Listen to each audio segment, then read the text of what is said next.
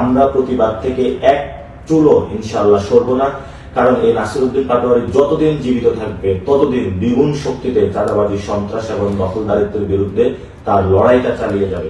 আমি তারেক রহমানের প্রতি অনুরোধ জানাবো, আপনি যে প্রথম যে ভাষণটা দিবেন সেই ভাষণে অবশ্যই শহীদ ওসমান হাদি ভাইয়ের হত্যাকাণ্ডের বিচারের নিয়ে আপনার প্রতিশ্রুতি থাকতে হবে। আমরা যারা তরুণরা রয়েছে, আমরা নতুন একটি বাংলাদেশ চাই, যে বাংলাদেশে আমরা কোনো সন্ত্রাসী, রক্তপাত, হানাহানি, রাহাজানি আমরা চাই না।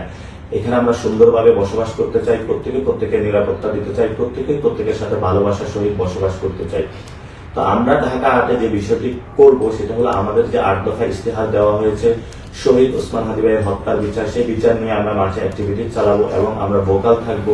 আপনারা দেখেছিলেন যখন ইনকিলাব মঞ্চ মাঠে নেমেছিল তখন বলা হয়েছিল যে ইলেকশন বানচাল করার জন্য। এখন তো ইলেকশন হয়েছে, তাহলে এখন কেন শহীদ ওসমান হাদি ভাইয়ের হত্যাকাণ্ডের বিচার নিয়ে কথা বলছে না তারা? আমি তারেক রহমানের প্রতি অনুরোধ জানাবো, আপনি যে প্রথম যে ভাষণটা দিবেন সেই ভাষণে অবশ্যই শহীদ ওসমান হাদি ভাইয়ের হত্যাকাণ্ডের বিচারের নিয়ে আপনার প্রতিশ্রুতি থাকতে হবে। সাথে সাথে বাংলাদেশের সন্ত্রাস, চাঁদাবাজি, দখলদারিত্ব, মাঝখানে যে রাজনীতি চলছে সেটার বিরুদ্ধে স্টেটমেন্ট থাকতে হবে। কারণ আপনি বলেছিলেন আপনি নতুন বাংলাদেশ গঠন করতে চান।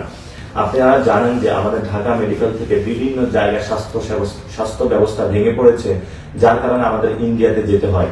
তো সেই জায়গায় যদি আমরা নতুনভাবে বাংলাদেশের স্বাস্থ্য ব্যবস্থা গড়ে তুলতে পারি, তাহলে হয়তো বা বিদেশি যারা দেশগুলো রয়েছে সেখানে আমাদের শরণাপন্ন হতে হবে না।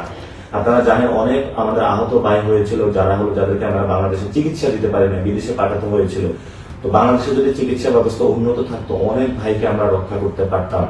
আমরা সেখানে শিক্ষার কথা বলেছি, যেখানে বিকারুন্নেসা, সিদ্ধেশ্বরী, বিভিন্ন স্কুল কলেজগুলোতে শিক্ষা বাণিজ্য হয়, সেই ভর্তি বাণিজ্য আমরা বন্ধ করার কথা বলেছি। আমাদের সেই লড়াইগুলো চলমান থাকে, যেখানে ভর্তি বাণিজ্য হবে সেখানে আমরা যাব, যেখানে সন্ত্রাস হবে সেখানে আমরা যাব, দখলদারিত্ব, চাঁদাবাজি হবে সেখানে আমরা যাব এবং আমাদের প্রতিবাদগুলো জারি রাখবো।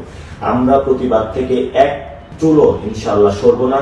কারণ এই নাসিরউদ্দিন পাটোয়ারি যতদিন জীবিত থাকবে ততদিন দ্বিগুণ শক্তিতে চাঁদাবাজি, সন্ত্রাস এবং দখলদারিত্বের বিরুদ্ধে তার লড়াইটা চালিয়ে যাবে। সবাই আপনারা পাশে থাকবেন। যদি সবাই পাশে থাকেন, আমরা সবাই একসাথে ঐক্যবদ্ধভাবে নতুন বাংলাদেশ গঠন করতে পারি, তাহলে ভারতীয় আধিপত্যবাদ থেকে আমরা মুক্তি পাবো এবং আমাদের যারা নারী সমাজ রয়েছে তাদের জন্য নতুন একটি বাংলাদেশ গঠন করতে পারবো, আলেম ওলামাদের জন্য একটি নতুন বাংলাদেশ গঠন করতে পারবো। আপনারা জানেন যে বাংলাদেশের অর্থনৈতিক কাঠামো ভেঙে পড়েছে, পণ্যের দাম বেড়ে গিয়েছে, সামনে রমজান আসছে। এই রমজানে তারেক রহমান এবং যারা সরকার গঠন করবে তাদেরকে অবশ্যই এটা প্রতিশ্রুতি দিতে হবে বাংলাদেশের সামনে যে এই রমজানে কোনো ধরনের সিন্ডিকেট তারা রাখবে না। যদি সেই আবার পুরাতন সিন্ডিকেট গুলো তারা ফিরিয়ে আনার চেষ্টা করে, তাহলে আমরা শক্ত হাতে এর প্রতিবাদ করবো ইনশাআল্লাহ।